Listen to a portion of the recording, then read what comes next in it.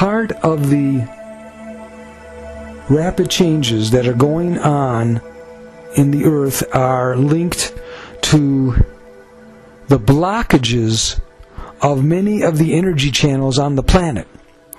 The Earth, as a living being, has meridians just like man.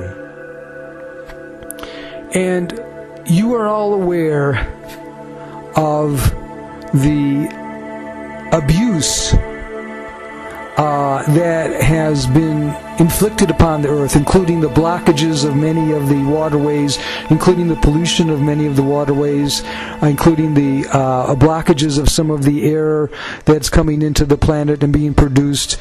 And I do not need to list all of the different levels of energy blockages that have been created through the effects of man and are the byproducts of man. But I want you to understand that there is a way of counteracting these blockages that have been created. And the way to counteract this is based on a very ancient technique that is found in all of the religious practices and all of the practices of the native peoples. And that practice is called the creation of cities of light, the creation of sacred spaces. And we call now on all of you to participate in the creation of more sacred places on the planet. We call many of these sacred places the planetary cities of light. With the creation of sacred places, this ensures that there will not be further degradations in these areas, and that these areas will become receivers of more intense fifth dimensional light. By receiving more fifth dimensional light, you are helping to create a protective energy field around these areas, which we call planetary cities of light. And through the work of this group of 40, there have already been created numerous cities of light around the Earth.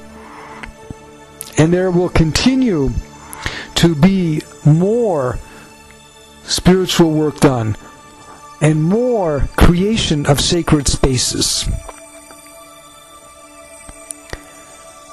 The planetary cities of light also are areas which are able to receive fifth dimensional energy and are able to receive energies from higher extrasolar sources. Finally, mankind is realizing that the energies that are affecting the Earth also are coming from extrasolar energy sources. Extrasolar refers to the areas outside of the solar system. Now, I know that it seems difficult to comprehend how energies can come from many light years away to the Earth. But remember that it is only recently that man has begun to understand that he is on a journey around the galaxy, and that journey could take millions of years.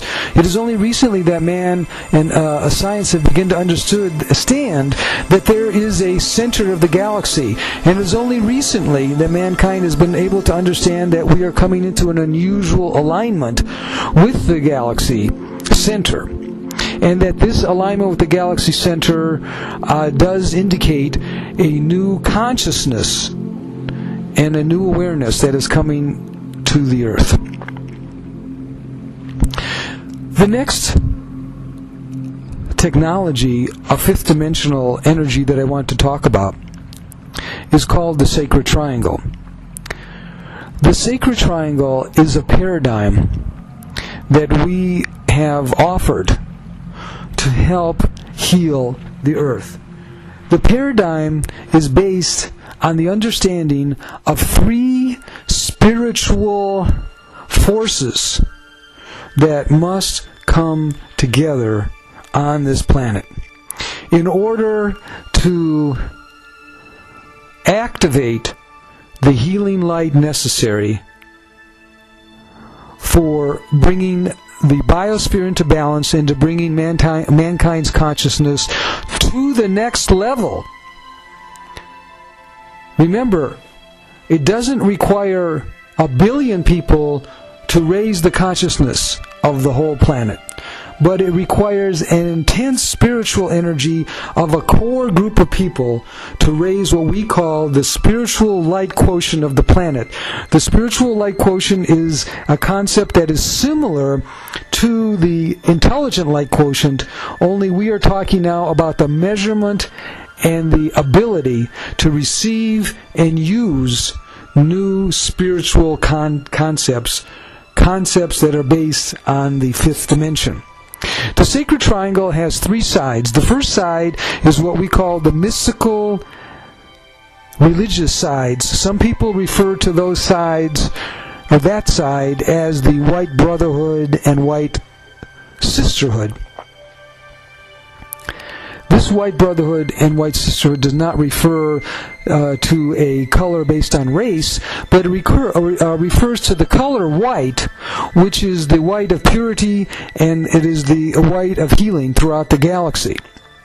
It is known in many places as the white light. So all of the major religions have a spiritual aspect, a mystical aspect. And when you look at all of those aspects, if you study them, whether it be Hinduism, Muslim, Judaism, Christianity, and even Native Americans, you find that they all come to a center and all come to a certain level of high spirituality.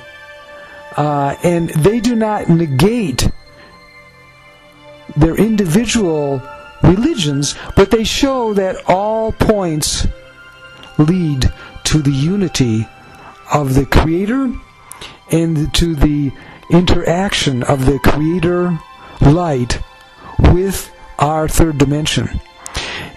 So we call on that side to activate even stronger, so everybody realizes that all of the religions and spiritual practices do have a common ground.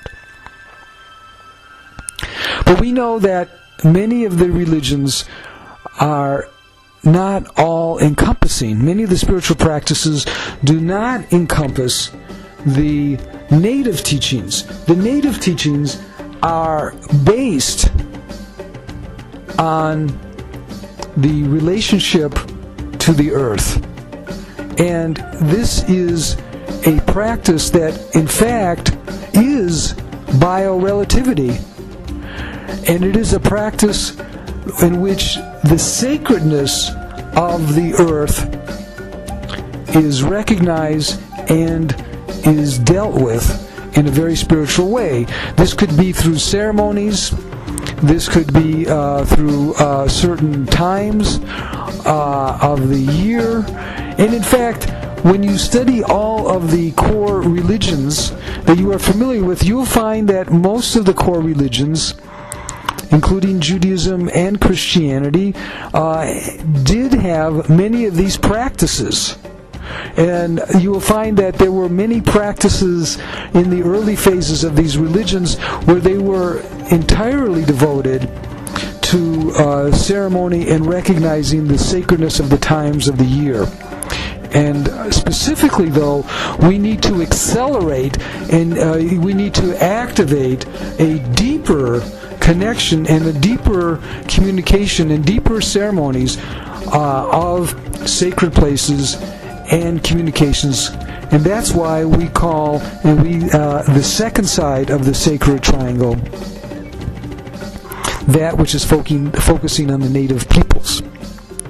This includes the Native Americans, but it also includes the native peoples throughout the entire planet.